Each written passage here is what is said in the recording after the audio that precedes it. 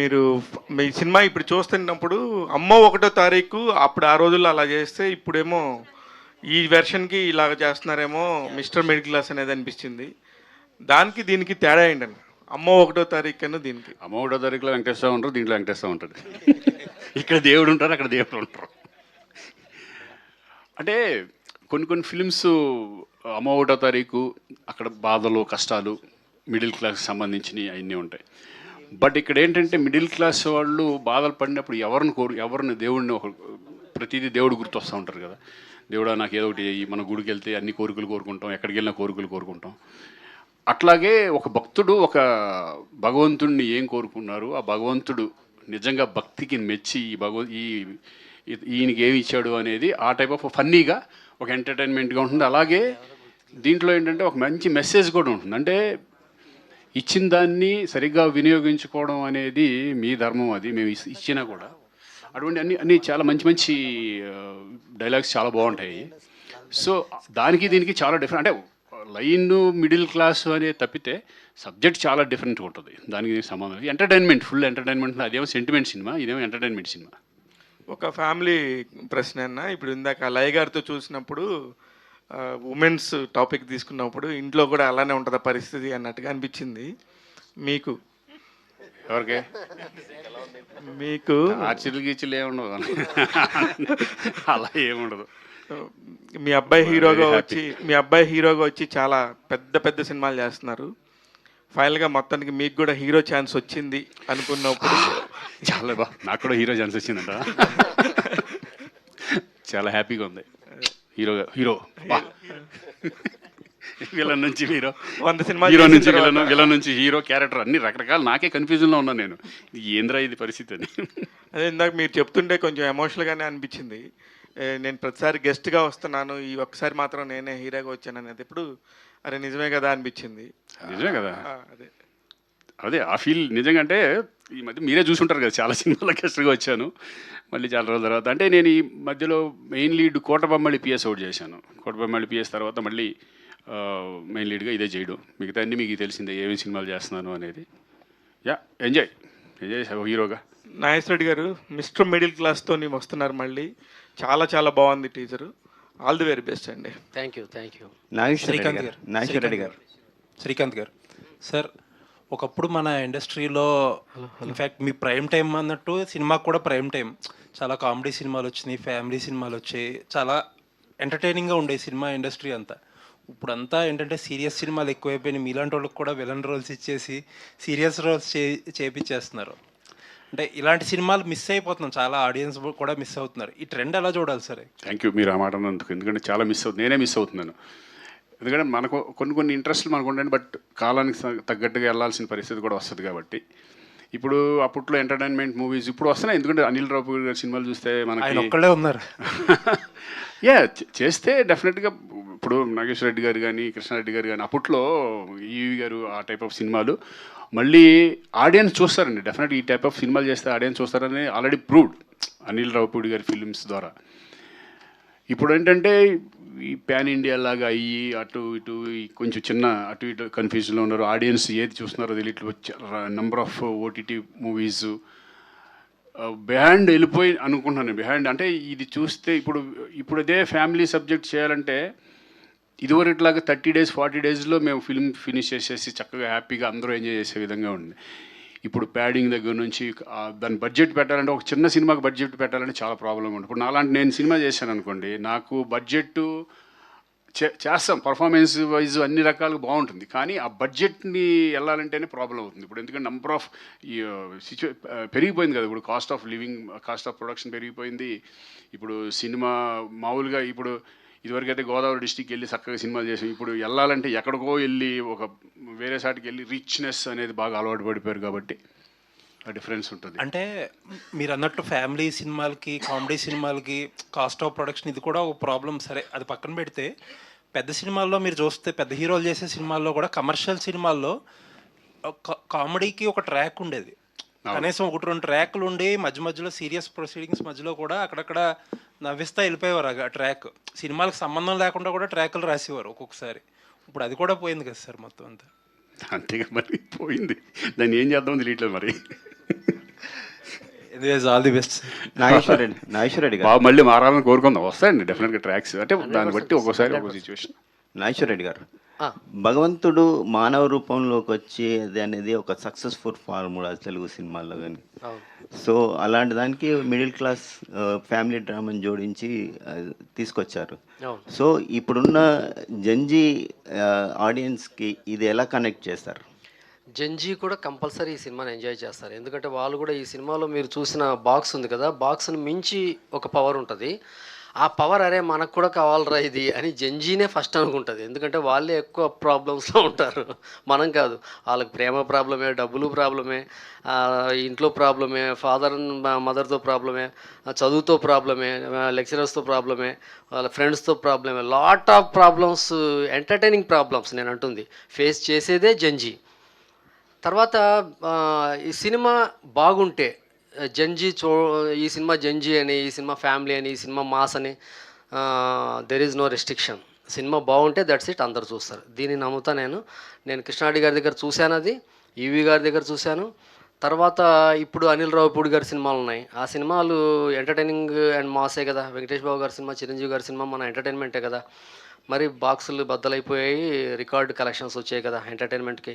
కాబట్టి అది యూత్ చూడకుండా జరగదు కదా. సో సినిమా బాగుంటే దట్స్ ఇట్, అందరు చూస్తారు. వెంకటేశ్వర స్వామిగా మన రాజేంద్ర ప్రసాద్ గారిని ఎంపిక ఎవరిదండి? చాలా బాగున్నారు. ఈ సినిమా క్యాస్టింగ్, నేను ఒక సినిమా చెబితే, ఒక కథ చెబితే క్యాస్టింగ్తోనే చెప్తా, ఆల్మోస్ట్ క్యాస్టింగ్తో చెప్తాను. కానీ ఈ క్యాస్టింగ్ కంపల్సరీ ఈ సినిమాలో ఉండటానికి కారణం జీకే. జీకే ఎవరైనా శ్రీకాంత్ గారు కరెక్ట్గా చెప్తారు. ఈ సినిమా కర్త కర్మ క్రియ జీకే. ఎందుకంటే ఈ కథ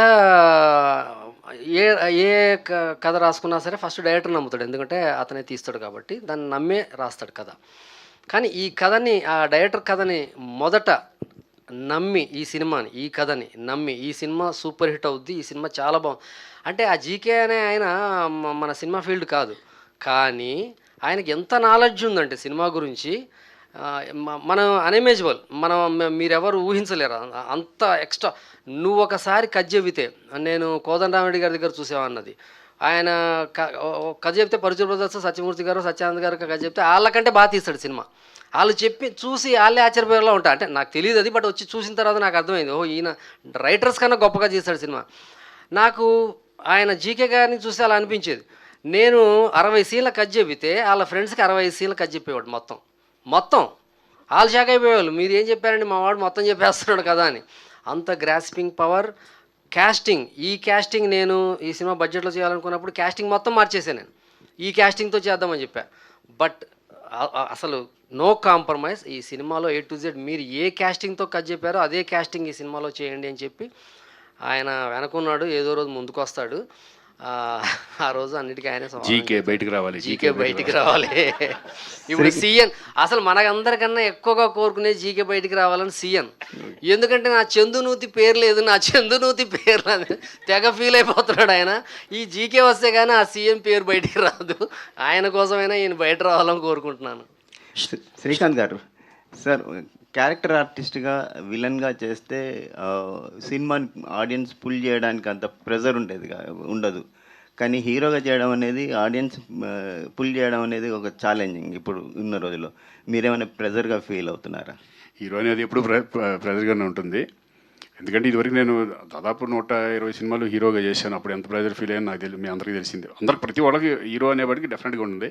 క్యారెక్టర్ చేసేటప్పుడు మనకు సంబంధం లేదు, హీరో చూసుకుంటారులే, హీరోకి వెళ్ళిపోతుంది మొత్తం అంతా అని. బట్ క్యారెక్టర్ ఆర్టిస్టులు కూడా ఈ సినిమా ఇప్పుడు కూడా హిట్ అవ్వాలని కోరుకుంటారు ఎవరైనా సరే. తను ఆ ఫిల్మ్ చేశాడంటే ఆ సినిమా బాగుండాలి, ఆ సినిమా బాగుంటేనే వాళ్ళకి పేరు వస్తుంది అనేది కోరుకుంటారు. బట్ 100% నాకు అలవాటు అయిపోయింది, ప్రెజర్ ఫీల్ అయ్యేది ఏముండదు, చూస్తే హ్యాపీ, చూడకపోతే ఇంకో మంచి సినిమా చేసుకుంటూ పోతూ ఉంటాం అంతే. కంగ్రాచులేషన్. నాగేశ్వర రెడ్డి గారు. సార్ సార్ ఇందాక నుంచి డిస్కషన్ జరిగినట్టు కామెడీ సినిమాలు తగ్గిపోయినాయి ఇప్పుడు అన్నట్టు. అనిల్ రావిపూడి గారు, ఆరాకొర దర్శకులు మాత్రమే చేస్తున్నారు. మీలాంటి వాళ్ళు కూడా గ్యాప్ తీసుకున్నారు, లైక్ ఈవీ గారు, ఎస్వి కృష్ణారెడ్డి గారు. తర్వాత ఆ పందాలు వెళ్ళిన వ్యక్తి మీరు, మీ సినిమాలతో ఎంటర్టైన్ చేశారు. అండ్ ఇప్పుడు కమింగ్ టు ఇప్పుడు కామెడీ విషయంకి వచ్చేసరికి సోషల్ మీడియా ఇదంతా వచ్చేసింది. అంటే కామెడీకి అవుట్డేటెడ్ అనో, క్రింజ్ అనో పదాలు కూడా చేరుస్తున్నారు. సో ఈ ట్రెండ్ని ఎలా చూస్తారు మీరు? కామెడీ అంటే పరంగా కామెడీకి ఇండస్ట్రీ కానీ డైరెక్టర్లు కానీ ప్రొడ్యూసర్లు కానీ ఎప్పుడు బ్రేక్ ఇవ్వరు, ఆడియన్స్ ఇచ్చారు. ఆడియన్స్ ఒకసారి ఒక మాస్ పైన పడ్డారు, lot of violence, lot of action, దీన్ని ఈ మూడ్లోకి వెళ్ళిపోయారు. ఆ మూడ్లోనే ఇండస్ట్రీ కూడా సినిమాలు తీస్తూ వచ్చింది, పెద్ద పెద్ద హీరోలు. సో వాళ్ళు lot of budget, lot of అంటే విజువల్ ఇంపాక్ట్ ఎంటర్టైన్మెంట్ ఇస్తూ వచ్చేది ఇండస్ట్రీ. సో ఆడియన్స్ మొత్తం అటు ట్రావెల్ అయిపోయారు. ఎప్పుడైతే అనిల్ రావిపూడి అనే డైరెక్టరు F2 అనే సినిమాతో ఒక ఇండస్ట్రీ షేక్ అయ్యే కలెక్షన్స్ ఇచ్చాడో, మళ్ళీ ఎంటర్టైన్మెంట్ సినిమాలు ఆడతాయన్నది ఇండస్ట్రీ నమ్మింది, ప్రేక్షకులు అతను థియేటర్కి రప్పించాడు. సో మళ్ళీ అనిల్ రావిపూడి అనే డైరెక్టర్ హిట్ కొట్టడం వల్ల మళ్ళీ ఎంటర్టైన్మెంట్ సినిమాలు స్టార్ట్ అయ్యి నేను అనుకుంటున్నాను పర్సనల్గా. ఇది కంటిన్యూ అవుద్ది మళ్ళీ, ఎందుకంటే ఎప్పుడైతే ఆడియన్స్ ఎంటర్టైన్మెంట్కి టర్న్ అయ్యారో there is no way, producers కానీ ఇండస్ట్రీ కానీ హీరోలు కానీ ఖచ్చితంగా కామెడీ వైపు ట్రావెల్ అవ్వాల్సిందే, అయి తీరాల్సిందే, అవుతారు. శ్రీకాంత్ గారు సార్, మీరు ఈ మధ్య క్యారెక్టర్లు కూడా మంచి మంచి క్యారెక్టర్లు చేస్తున్నారు, పడుతున్నాయి. అండ్ మీ అబ్బాయి బిజీగా హీరోగా సినిమా చేస్తున్నాడు. సో ఎవరన్నా తన గురించి అప్రోచ్ అయినప్పుడు మిమ్మల్ని క్యారెక్టర్ల గురించి కూడా ఏమన్నా అప్రోచ్ అవుతున్నారా, మీరు ఏమన్నా రిజెక్ట్ చేస్తున్నారు? నాతో చేయడంట ఇప్పుడు తన డెసిషన్ అతను డెసిషన్. మరి టెన్షన్ పడతాడేంటో తెలియదు, కానీ నాన్న అప్పుడే నీతో చూద్దున్నాను అని చెప్పాడు. సరే ఓకే అట్లా కనీరా అని చెప్పా. త్వరలో మీ కాంబినేషన్లో ఒక సినిమా రావాలి. వస్తుంది ఎప్పుడో చూద్దాం. లయ గారు, యాక్చువల్గా ఒక మిడిల్ క్లాస్ అనే పేరుతో వచ్చిన ఒక ఈ మధ్య వచ్చిన ఒక ట్రెండ్ అది. ఆ సినిమా ఆ వెబ్ సిరీస్లో మీరు మిస్ అయినట్టున్నారు. యాక్చువల్గా అది మీ దగ్గరికే ఫస్ట్ వచ్చిందని ఇన్ఫో. ఇప్పుడు మళ్ళీ మిస్టర్ మిడిల్ క్లాస్ అనే సినిమా మీ కెరియర్కి ఒక బ్రేక్ త్రూ అవుతుందని నమ్ముతున్నారా? డెఫినెట్లీ అయితే నమ్మే సినిమా ఏదైనా చేస్తే, బికాజ్ అది చేయడం అంటే చాలా బాగుంటుంది, ఇది నాకు ప్లస్ అవుతుంది, ఇది డెఫినెట్లీ ఆడియన్స్కి నచ్చుతుంది అని నమ్మే చేస్తున్నాం. చేసినప్పుడు ఒక అన్ఫినిష్డ్గా ఇమాజినేషన్లో ఆలోచించుకొని వెళ్తూ ఉన్నప్పుడు ఫినిష్డ్ వర్షన్ చూసినప్పుడు కంపారిజన్ వచ్చినప్పుడు మేము ఇమాజిన్ చేసుకున్న దానికంటే చాలా బాగుంది. ఇప్పుడు ఆడియన్స్కి ఏం నచ్చుతుందో తెలియడం లేదు, అది ప్రాబ్లం. సో ఆడియన్స్ డెఫినెట్లీగా చూస్తే డెఫినెట్గా నచ్చుతుందని మేము ఫీల్ అవుతున్నాం. బికాస్ చూడడం వరకు మేము మరి మీరు అందరూ హెల్ప్ చేస్తే అది జనాల్లోకి వెళ్తుంది. ఒకసారి చూస్తే మాత్రం డెఫినెట్గా నచ్చుతుంది, ఎందుకంటే ఇది అందరూ కనెక్ట్ అయ్యేది. అంటే ఇప్పుడు లైక్ అంటే నేనైతే చెప్పాను కదా ఇందాక, శ్రీకాంత్ గారి క్యారెక్టర్కి కనెక్ట్ అయ్యాను. యాక్చువల్లీ ఫస్ట్ చెప్పినప్పుడే స్టోరీ నాకు ఆ రోల్ చేయాలనిపించింది, అంటే బికాజ్ అది కనెక్ట్ అయ్యాం. సో ఆయన ఫీలింగ్స్ కానీ ఆయన ఎమోషన్స్ కానీ చాలా జెన్యున్గా చాలా న్యాచురల్గా అనిపించాయి. సో మేమందరము ఆ ఫీలింగ్స్ అన్నీ సపోర్టివ్గా ఉంటాం కానీ బట్ మెయిన్ ఫీల్ అయ్యేది సరే. సో అందుకని ఇది డెఫినెట్లీ జనాలు ఫీల్ అవుతారు అని మేము నమ్ముతున్నాము. సో ఆ నమ్మకంతోనే వెళ్తున్నాం ముందుకి. Hopefully it will help us. Srikanth అన్న, యాక్చువల్గా రీసెంట్లో ఒక గుజరాతీ ఫిల్మ్ ఒకటి వచ్చిందన్న, అంటే ఇట్లనే చిన్న బడ్జెట్లో తీశారు. యాక్చువల్గా అది తీస్తే దాదాపు 100 కోట్ల కలెక్ట్ చేసింది ఆ సినిమా, కృష్ణుడి మీద. ప్లస్ మనకు తెలుగులో కూడా ఈ మధ్య ఈ డివైన్ ప్లస్ ఇది సోషల్ మిక్స్ చేసి మైథోన్ మిక్స్ చేసి చేసిన సినిమాలు ఆడడం అనేది ఒక ట్రెండ్గా ఉంది. అంటే అదేమన్నా దృష్టిలో పెట్టుకొని ఇది ప్లాన్ చేశారా, లేకపోతే ఈ సినిమా ఎంచుకోవడానికి కారణం అంటే ఈ మెయిన్ కథకి? అది డైరెక్టర్ని అడగాలి ఫస్ట్, ఎందుకంటే కథ చెప్పింది ఆయనే. బట్ నాకు కూడా కొత్తగా అనిపించింది, ఎందుకంటే మీరు అన్నట్టు ఈ టైప్ ఆఫ్ ఫిలిమ్స్ కనెక్ట్ అయితే కనుక, ఆడియన్స్ కనెక్ట్ అయితే డెఫినెట్గా పెద్ద హిట్ రేంజ్కి వెళ్ళిపోతాయి. మేము అది నమ్మే ఈ ఫిలిం బాగుంటుంది. మళ్ళీ అంటే నేనేంటంటే నా క్యారెక్టరైజేషను, నేను అదే దేవుడు ఈ టైప్ ఆఫ్ కథ బాగున్నా కూడా నా క్యారెక్టరైజేషన్ కూడా నేను చూసుకున్నాను. చాలా రోజులైంది నేను ఈ టైప్ ఆఫ్ ఎంటర్టైన్మెంట్ కామెడీ చేసి, మళ్ళీ ఎలా ఉంటుందో బాడీ లాంగ్వేజ్, ఎందుకంటే ఇప్పుడు అన్ని సీరియస్ మూవీస్ కొన్ని అవి చేస్తున్నాను. మళ్ళీ నేను వెనకటి రోజుల్లోకి వెళ్ళి చేయగలనా లేదని ఫస్ట్ వెళ్ళేటప్పుడు కొంచెం భయంగానే ఉంది నాకు కూడా, ఫస్ట్ సినిమా లాగానే అనిపించింది. వన్స్ దిగిన తర్వాత మళ్ళీ ఏదో అలా తెలియకుండా చేసాం. సార్ నాగేశ్వర రెడ్డి గారు, యాక్చువల్గా మీది తిరుమల తిరుపతి వెంకటేశ అనేది ఒక పెద్ద సక్సెస్ఫుల్ టైటిల్ కదా. సో దానికి సీక్వెల్ లాగా పెట్టినా బాగుండేది కదా, ఈ టైటిల్ పెట్టడానికి రీజన్ ఏంటి సార్? ఈ సినిమాకి చాలా టైటిల్స్ అనుకున్నాం, దేవుడు వచ్చేలాగా కూడా టైటిల్ పెడదామని చాలాసార్లు అనుకున్నాం. ఫైనల్ చేసి లోగోలు రాయించిన తర్వాత కూడా ఫైనల్ అయిపోయింది. అందరికి హీరో గారికి అందరికీ చూపించేసి ఫైనల్ ప్రొడ్యూసర్గా అందరికీ నచ్చేసింది, అది పెట్టేద్దామని ఫిక్స్ అయిపోయిన తర్వాత నేనే ఒకసారి ఆగి ఒక 1 వీక్ టైం తీసుకొని మిస్టర్ మిడిల్ క్లాస్ అన్నది పెడదామండి అని అందరినీ ఒప్పించి ఈ టైటిల్ పెట్టడం జరిగింది. దీనికి పర్టికులర్ రీజన్ ఏం లేదు నాకు. నాకు మిస్టర్ మిడిల్ క్లాస్ అన్నది ఇందాక జంజీ అన్నారు కదా, జంజీని అట్రాక్ట్ చేసే టైటిల్. జంజీ దూరం అవ్వకూడదు సినిమాకి అంటే ఏం చేయాలి, వాళ్ళని అట్రాక్ట్ చేసే టైటిల్ కావాలి. మిడిల్ క్లాస్లో కూడా జంజీస్ ఉంటారు కదా, లాట్ ఆఫ్ జంజీస్ ఇన్ మిడిల్ క్లాస్. కాబట్టి సో వాళ్ళు 100% వాళ్ళు అట్రాక్ట్ అవుతారు ఈ టైటిల్కి. సో ఆ యూత్ వచ్చి ఈ సినిమాను చూస్తారా, అందుకే ఈ టైటిల్ పెట్టాం. బట్ దేవుడి సినిమా ఇది యూత్కో ఫ్యామిలీస్కో అలా కాదు. ఇది దేవుడు ఈ సినిమాలో కథ వెనకుంటాడు, కథ ముందు మొత్తం మన జీవితమే ఉంటుంది. మన రోజు మనం పడే ప్రాబ్లమ్స్, రోజు మనం నిందించే దేవుడు, రోజు మనం దండం పెట్టుకునే దేవుడు, ఆ దేవుడిని ప్రతిరోజు అనుకుంటాం. మన కష్టం వచ్చినా దేవుణ్ణే అంటాం, సుఖం వచ్చినా దేవుణ్ణే అంటాం.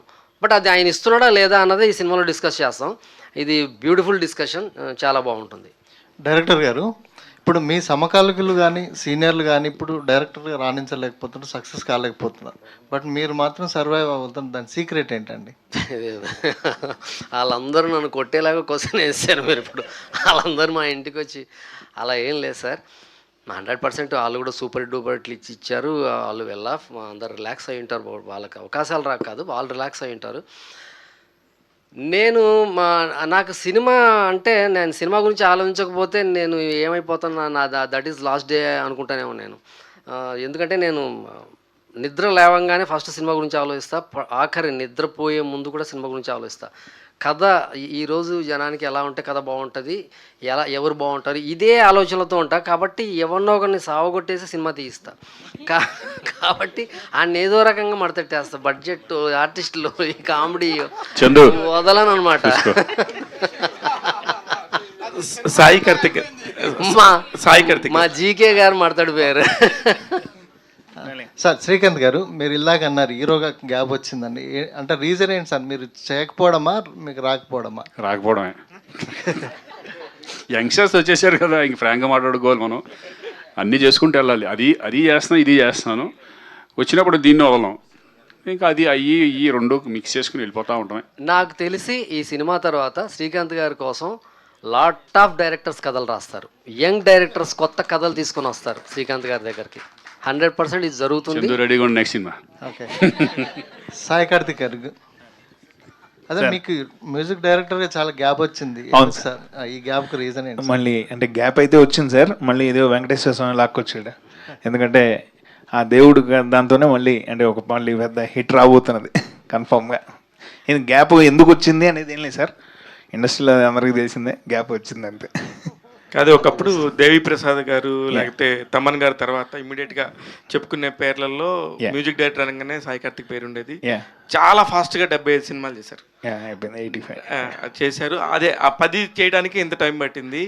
మధ్యలో నిర్మాతగా మారారు, నిర్మాతగా కూడా కొంచెం ఇబ్బంది పడ్డట్టు అనిపించింది. ఇండస్ట్రీ నామ్స్ అన్ని కూడా తెలుసు, చాలా కాలం తర్వాత వచ్చారు. అవునండి. ఏంటిది? ఏం లేదు అంటే ఆ ముందు గ్యాప్ అంటే అది 3 yearsలో మీరు అన్నట్టు హైయెస్ట్ స్పీడ్గా 3 years 38 మూవీస్ చేశాను. బాగా ఫాస్ట్ అనమాట. అంటే ఓవర్ స్పీడ్ అయిపోయింది బండి అని, కొంచెం తగ్గించాలి అని మధ్యలో ఒక చిన్న ప్రొడక్షన్ చేసాం. అది ఓకే, అది రన్ అయింది. అంటే మధ్యలో ఏం లేదు, కొంచెం కన్నడ చేశాను. ఈ మధ్య కన్నడ పెద్ద హిట్ పడింది నాకు. 100 days అయింది సినిమా, కృష్ణం ప్రణయ్ సఖి అని. కన్నడ కొంచెం వెళ్ళాను. ఇక్కడ ఆ చిన్న గ్యాప్ అయితే తీసుకున్నా. అదంటే ఓవర్ స్పీడ్ అయిపోయింది కదా, 85 అయిపోయినాయి, ఇప్పుడు 95లో ఉన్నాం. అనిల్ రావుపూడి గారికి మంచి మంచి హిట్లు ఇచ్చారు, దిల్ రాజు గారి ప్రొడక్షన్ లో చేశారు. అలాంటి పెద్ద పెద్ద ప్రొడక్షన్స్ లో చేసి ఎంత మంచి మ్యూజిక్ డైరెక్టర్ గా ఉన్న మీకు ఆ బ్రేక్ రావటం వచ్చినప్పుడు మీరు నిజంగా పర్సనల్ గా ఎలా ఫీల్ అయ్యారు? మాకు వ్యక్తిగతంగా తెలుసు, మామూలుగా అడుగుతున్నాను. బ్రేక్ రావటం వల్ల ఏం లేదండి, అది ఒక చిన్న ఇష్యూస్. అంటే అది అందరికీ తెలిసిందే, ఇండస్ట్రీలో ఒక గ్యాప్ అయితే ఒక్కొక్కసారి ఒక్కొక్కరికి వస్తుంది. అది ఎందుకు వస్తుంది అనేది అయితే ఎప్పటికీ చెప్పలేం. ఎందుకంటే ఒక టైంలో ఒక పెద్ద మ్యూజిక్ అంటే పేర్లు అవసరం లేదు, ఒక సైలెంట్గా ఉంటారు, ఉన్నట్టుండి ఒక పెద్ద సినిమా పడుతుంది. ఇంకా అక్కడి నుంచి కట్ చేస్తే నెక్స్ట్ లెవెల్కి వెళ్ళిపోతాయి. ఆ గ్యాప్ అనేది అది ఎప్పుడు ఆ సినిమాలో అలా వైకుంఠ పనులు అన్నట్టు ఎరా గ్యాప్ వచ్చింది, ఇవ్వలేదు వచ్చింది అన్నట్టు, అది అలానే వచ్చింది. కొంచెం మంచి చిన్న హెల్త్ ఇష్యూ అంతే, వేరే ఏం లేదు, వేరే ఏ గ్యాప్ లేదు. మళ్ళీ ఈ ఇయర్ కంటిన్యూగా మనం కలుస్తూనే ఉంటాం. ఇప్పటికే 9 సినిమాలని వస్తున్నాను. Thank you darling. Producer Chandu గారు మాట్లాడు. సిఎన్ సార్ గారు ఆ జీకే ఎవరు సిఎన్ ఎవరు ఏంటో స్టీఫెన్ రాబర్ట్స్ రేంజ్ లో ఎలివేషన్ ఇస్తున్నారు ఏంటి సార్ అది? అట్లా ఏం లేదు. జీకే గారు అంటే గంగుల కమలాకర్ గారు మా బాస్. వాస్తవం తనే మొదలు మేమిద్దరం మామూలుగా రియల్ ఎస్టేట్ వ్యాపారాలు చేస్తుంటాం. సో ఇది ఒక మూవీ ఇద్దామని అనుకొని ఫస్ట్ మూవీ మాది ఇది. తనకు చాలా అనుభవం ఉంది మూవీ ఫీల్డ్లో. సో కలిసి అయితే ఈ మూవీ చేస్తున్నాం. నాగేశ్వర రెడ్డి గారు చెప్పి బట్టి చాలా బాగా వస్తుందని చూస్తున్నాం. Thank you so much. Nageswara Reddy గారు సార్ ఇక్కడ సార్ మీరు పర్టికులర్గా డిస్ట్రిబ్యూటర్స్కి ఓటీటీ డిజిటల్ వాళ్ళకి రిక్వెస్ట్ పెట్టుకున్నారు. అలాంటి సిచ్యువేషన్ ఈ రోజుల్లో డైరెక్టర్ ఫేస్ చేయడం ఏంటి? అట్లాంటిది ఏమి ఉండదు. మా సినిమా వాళ్ళకి నచ్చితే ఈరోజు మార్నింగ్ 2 డిజిటల్ ప్లాట్ఫామ్స్ నుంచి నాకు ఫోన్ వచ్చింది 8 o'clock ఎర్లీ మార్నింగ్. నేనేం సినిమా ట్రీజర్ రిలీజ్ చేయలేదు, ఇంకా ఏమీ మొదలవ్వలేదు. 2 పోస్టర్స్ రిలీజ్ చేశాను. సో వాళ్ళకి నచ్చాలి సినిమా. మనం డిస్ట్రిబ్యూటర్లను కానీ డిజిటల్ని కానీ శాటిలైట్ వాళ్ళని కానీ మనం ఏమీ అనాల్సిన పని లేదు. వాళ్ళకి నచ్చే సినిమా మనం తీయాలి. నచ్చే పోస్టర్ కానీ టైటిల్ కానీ ఒక టీజర్ కానీ వాళ్ళకి నచ్చే రకంగా ఉంటే వాళ్ళు ఖచ్చితంగా వచ్చి కొంటారు. పోస్టర్ మీద 20 మంది ఉన్నారు సార్. చాలా మంది ఆర్టిస్టులు చాలా కాలం తర్వాత ఇంత మంచి పోస్టర్ చూసాము. ఇంతమందిని ఎలా మేనేజ్ చేశారు? అందరూ గడుగ్గాయలే ఉన్నారు లోపల. నాకు బాగా అలవాటైన విషయం, ఇష్టమైన విషయం అది. అందువల్ల పెద్ద కష్టం అనిపించలేదు. ఐ లవ్ ఇట్ అనమాట. రత్నబాబు గారు సార్, మీరు చాలా సినిమాలు చేశారు మోహన్ బాబు గారితో కానీ, అలా చాలా పెద్ద పెద్దవి చేశారు. మీరు కూడా చాలా గ్యాప్ తర్వాత వస్తున్నారు సార్. అందరూ గ్యాప్ తర్వాత ఉన్నోళ్ళందరూ చూసుకొని ఒక మూడెళ్ళినట్టు అనిపిస్తుంది నాకు.